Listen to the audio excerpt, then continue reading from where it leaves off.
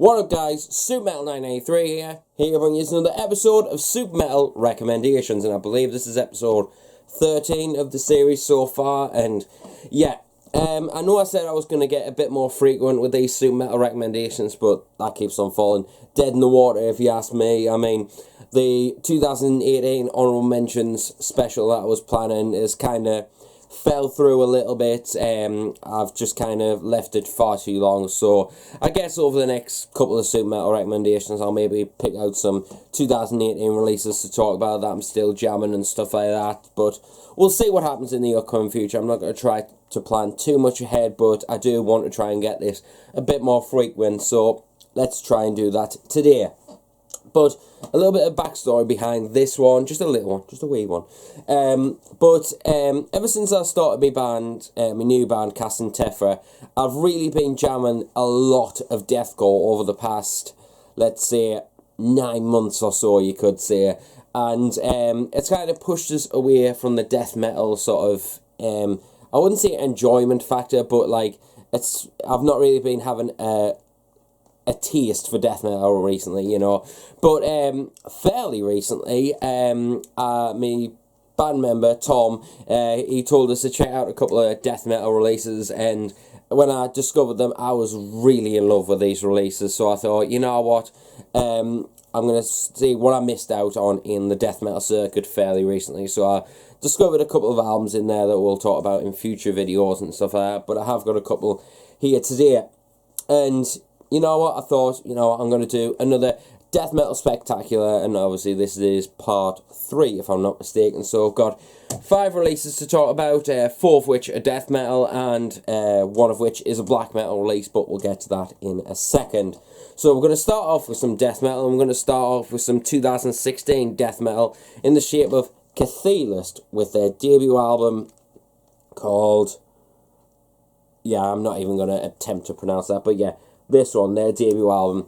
Now, when this dropped in 2016, there was quite a lot of hype about this, and quite right so. It's an absolutely exceptional release in general, but I was quite late at the party. I think I discovered it in, like, early 2017, if I'm not mistaken, and I really enjoyed it, and I decided to come back to it fairly recently, and honestly, this is an absolutely fantastic release, but it's not just your run-of-the-mill heavy chasmatic sound of, like, you know, just eerie death metal. There's a lot more going to it with this album. I feel like it's one of the factors that made this album stand out in amongst all the death metal releases of that year.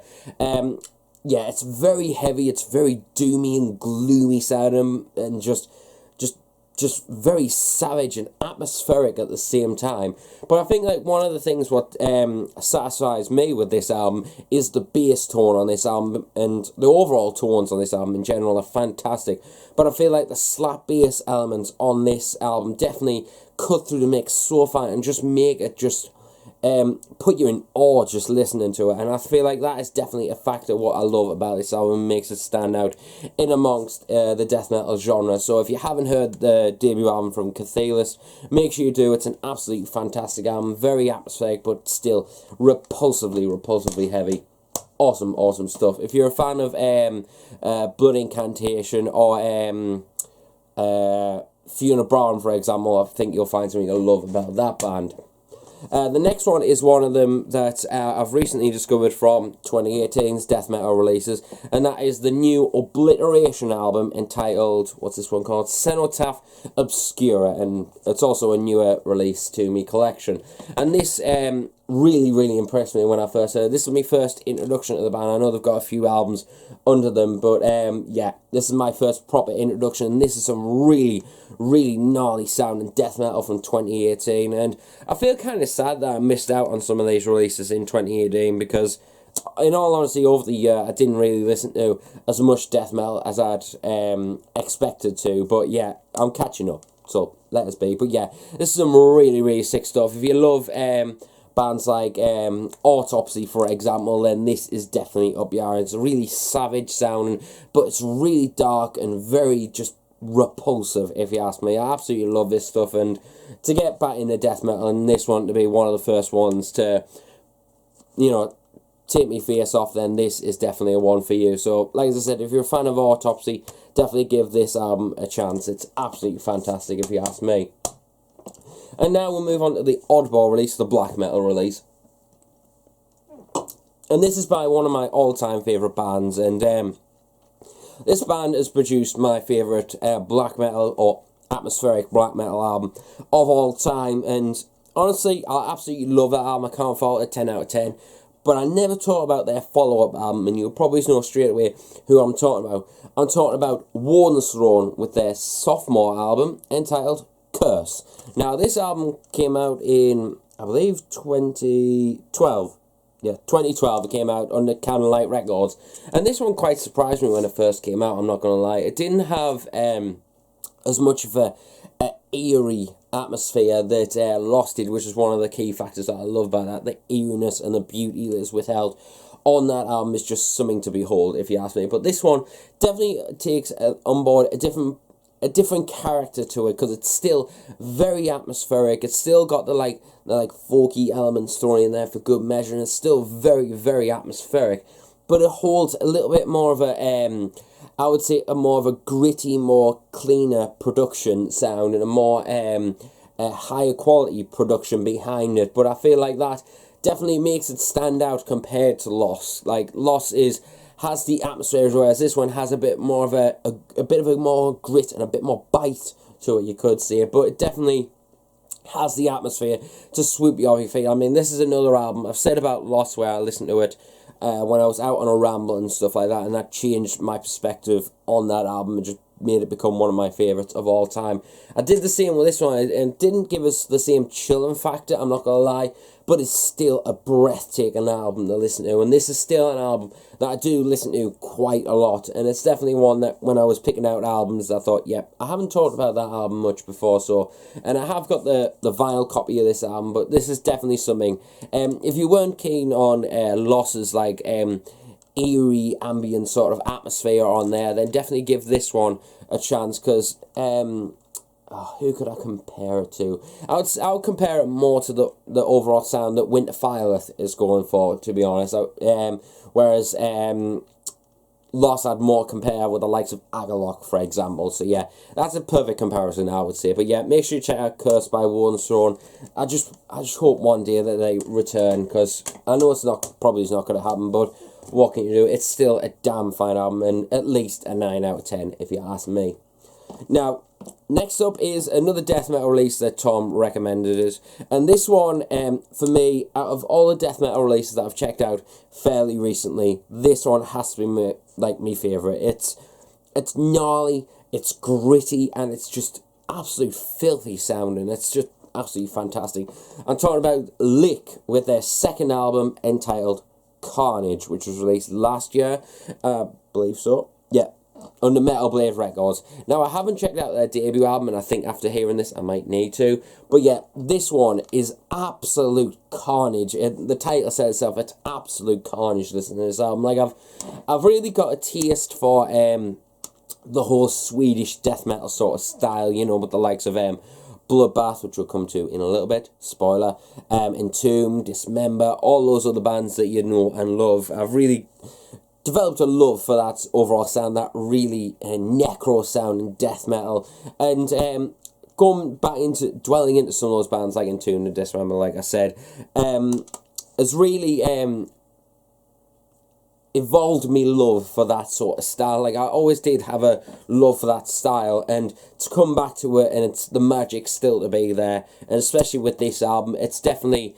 blew me away, if you ask me. I think this is honestly become one of my favourites in the Swedish death metal sort of style, you know. Like, if you haven't heard this album, make sure you do. It's utter carnage, and I think what sets this apart for me anyway, like, a lot of Swedish death metal bands, the vocals kind of get drawn out by the intensity of that guitar tone. I feel like the vocals are still intense, but they kind of feel like a bit behind the guitars when it comes to the intensity overall. Whereas this one, I feel like the vocals just soar over the guitar tones, and it really creates this really excuse me, it's really beefy and just unrelenting atmosphere that's just fills you with so much intenseness, and it's just, oh my god, it's just so overwhelming if you ask me. And I feel like that, those reasons alone make this one of the best in the Swedish death metal sort of sound, especially when it comes to modern, the more modern bands releasing them. So yeah, check this out if you haven't already. Lick with their new album Carnage, absolutely fantastic stuff. And then the final one we're going to get to is another one of those artists pretty well known, like as I said, Bloodbath, that's who we're going to be talking about. Most of their releases are really well known. I would say the most well known album is probably his Nightmares Made Flesh, which is still an absolute such a good album. Anyway, and then the newer albums are starting to get their limelight. Yeah, you know, everyone's getting recognised. Everyone's recognising them from those albums anyway. Maybe Resurrection through Carnage and stuff like that. But I feel like when I talk to people about Bloodbath, they don't really talk about an album which I feel is like one of their better albums, in my personal opinion. I'm talking about their 2008 album. You know straight away which one it is. The Fathomless Maestry, and this is the final one we're going to be talking about today. And I feel like when I listen to this album, I feel like this album doesn't hold. It has the Swedish death metal style of writing in the riffs department, but I feel like the guitar tone on this one doesn't have that like necrotic, like Swedish sort of obnoxious distortion sound that we all know and love. And I feel like that album, like this album, definitely throws people off because of that. I feel like on Grand Morbid Funeral and The Hour of Satan is Drawn, they sort of brought that back and made it a bit more necrotic and, you know, just evil sounding. Whereas this one, I feel like it's a lot more cleaner. Whereas, and the other stuff like Nightmares Made Flesh is easily their most beefiest sounding album, if you ask me. But I feel like this one definitely has the thinnest sound, but I feel like that gives it a bit more character and a bit more of a different vibe. Like some of the riffs on here kind of put us in mind of a bit of a tech death sort of vibe on there, and that's just my personal opinion anyway.